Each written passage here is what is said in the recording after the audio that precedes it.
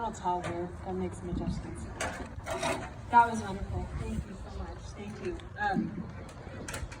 As a daughter of a military veteran of 2 wars, I'm happy to be here today to share some of my thoughts. And it was so nice to see a couple of Air Force veterans out there. Good job. A few weeks ago, I was scrolling through social media, not something I recommend, and came across a discussion that was going on, and a comment was made. Somebody posted, quote, "I think history can be left in the past now." Now, as a former history teacher, of course, I had some issues with that comment, right? But it made me stop and think. How many people share that sentiment today? How many people think that history belongs in the past? For far too many people, Memorial Day is just a day to have a barbecue or a family get together.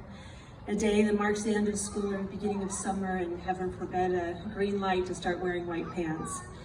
But we know, you know, it's something more than that.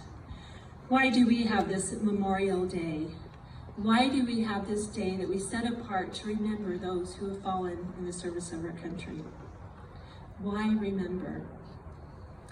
To answer that question, first and foremost, I think we remember because those people who died serving our country, their lives mattered, they were important.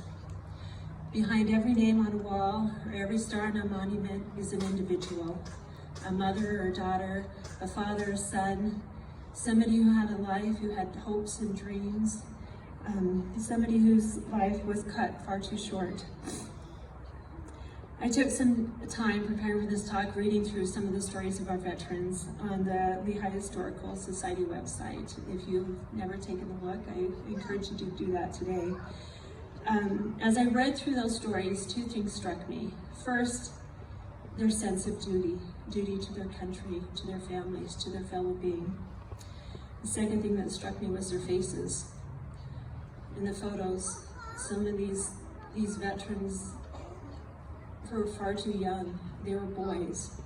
And some of them they enlisted before they became of age.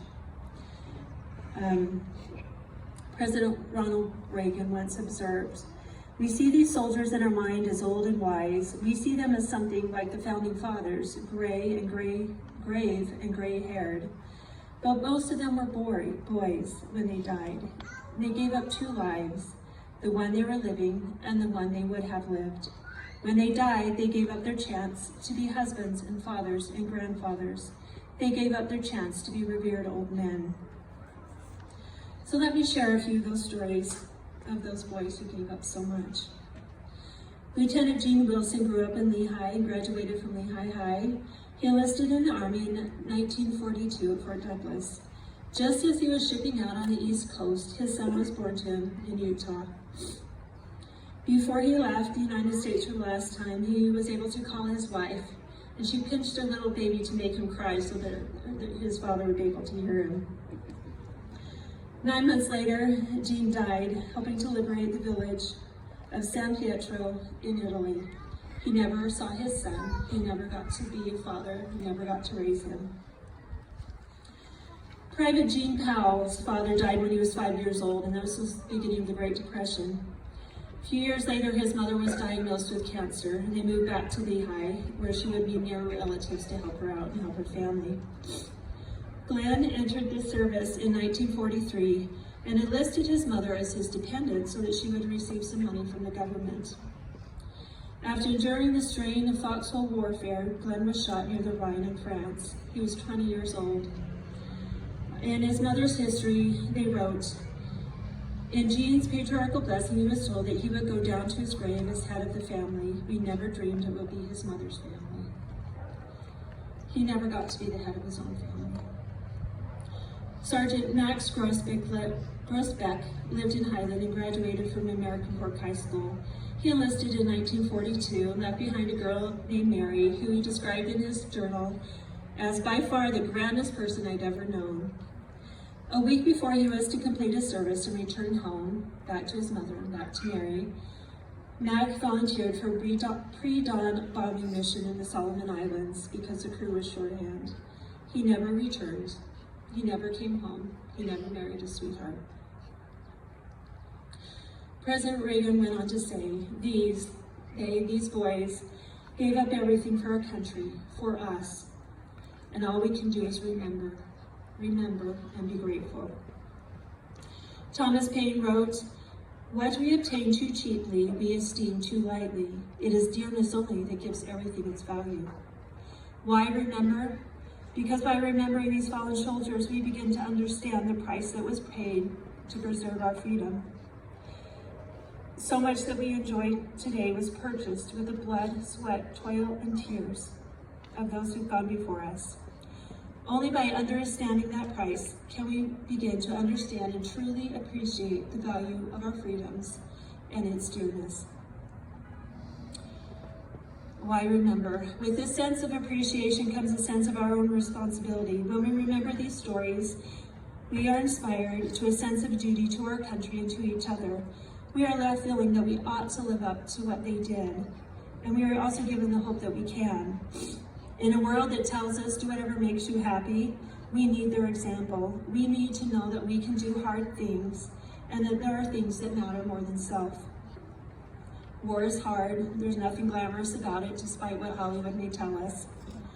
Let me take a minute and share what was written about sitting in those foxholes.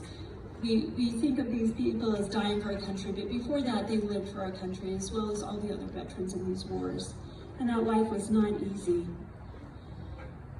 One wrote, the biggest strain is while you're standing guard in your hole while two of your buddies sleep. You've got 1 hour of guard and too much to sleep, then you're on again. Each minute seems like an hour itself. Men crack under the strain. Eventually it's dawn, what you've been praying for hours. And then somewhere off to your right, about 50 yards, a gun is fired along with a few German rifles, and then all's quiet. Quiet until an 88 or mortar shells drop not too far from your hole, maybe only yards away, sometimes feet, and you pray to God that the next one will not drop in it. That was their life, day to day, for weeks, for months, for years. Why remember? Because today we have need of heroes. Not comic book heroes with superpowers, but everyday, ordinary people who carry on despite these hardships, despite adversity, despite strains and challenges. Just like the men in the foxholes in World War II continued under this constant strain and these close calls, we need men and women today who will carry on. We need the paramedic who, despite not being able to save a child, carries on to talk young men down from a suicide attempt. We need the firefighter who, despite a cancer diagnosis after years of service, carries on to serve his community and to advocate for the health of his fellow firefighters. We need the police officer